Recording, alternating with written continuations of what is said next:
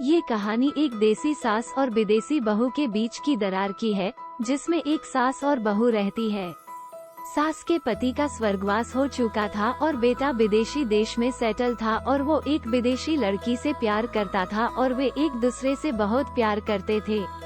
लेकिन सास ये शादी के सख्त खिलाफ थी और वो बहू को नापसंद करती थी। जब बहू घर आई तो सास और बहू के बीच में दरार आ गई थी। सास को बहू की आदतें पसंद नहीं आती थी और बहू को सास की जिद। सास बहू की पसंद न पसंद के बीच में अक्सर झगड़े होते थे और वह मंजर बहुत खौफनाक होता था। बहू को सास की देसी कपड़े और भाषा पसंद नहीं आती थी, जबकि सास को बहू की विदेशी खाना और अंग्रेजी भाषा समझना मुश्किल ही नामुमकिन लगती थी।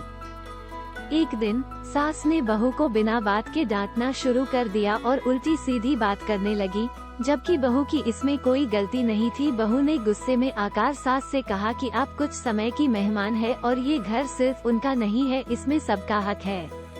सास को बहू की बात पसंद नहीं आई और वो बहू के खिलाफ बोलने लगी और पूरा माहौल बिगा के रख दी थी।